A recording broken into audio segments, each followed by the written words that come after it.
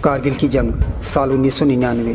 भारत और पाकिस्तान के बीच छोटे टाइम पीरियड और लिमिटेड एरिया में लड़ी गई ये जंग इतिहास की सबसे भीषण लड़ाइयों में से एक मानी जाती है। एटॉमिक पावर बनने के बाद दोनों देश पहली बार मैदानी जंग में आमने सामने थे। पाकिस्तान ने चोरी छिपे इंडियन टेरिटरी में घुसकर कारगिल की चोटियों पर कब्जा कर रखा था और इन्हीं में से एक चोटी थी .5590।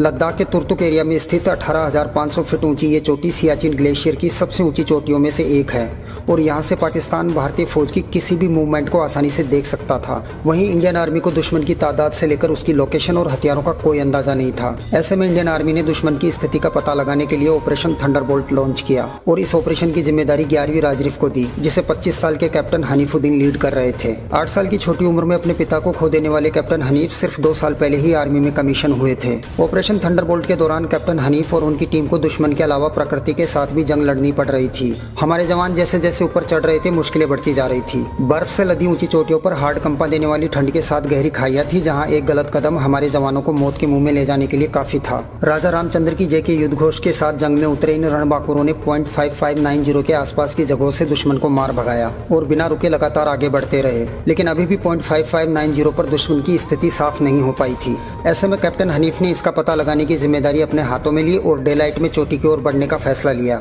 इस फैसले के पीछे लॉजिक ये था कि दिन के उजाले में वो आसानी से दुश्मन की नजर में आ जाएंगे और दुश्मन जैसे ही उन पर फायर ओपन करेगा उसकी लोकेशन शो हो जाएगी। और हुआ भी ठीक ऐसा ही। दुश्मन को जैसे ही हमारी मूवमेंट का आभास हुआ उसने हैवी फायरिंग शुरू कर दी, जिसमें गोली लगने से कप्तान हनीफ घायल हो गए, लेकिन उन्होंने दुश्मन की जानकारी अपनी टीम को देने के साथ ही फायर करना जारी रखा। वहीं उनकी टीम के मुकाबले दुश्मन की तादाद बहुत ज्यादा थी। ऐसे में कप्तान हनीफ ने दुश्मन का ध्यान भटकाकर अपनी टीम को सिक्योर करने का फैसला लिया और इसी दौरान उनका एमिनेशन खत्म हो गया और एक गोली उनके पेट में जा लगी। इसके बाद वो बेदम होकर जमीन पर गिर पड़े और 6 जून 1999 को वीरगति को प्राप्त हुए। लेकिन दुश्मन की मौजूदगी और भारी गोलीबारी के चलते कई कोशिशों के बावजूद उनकी डेड बॉडी को वापस लाना पॉसिबल नहीं हो पा रहा था। ऐसे में उस वक्त के इंडियन आर्मी के जनरल वीपी मलिक ने इसके लिए कैप्टन हनीफ की मां से माफी मांगी थी। लेकिन हनीफ की मां हेमा अजीज ने जनरल मलिक से कहा कि आप मेरे बेटे को वहीं रहने दीजिए, मैं नहीं चाहती कि मेरे बेटे की बॉडी लाने के लिए किसी और मां का बेटा शहीद हो।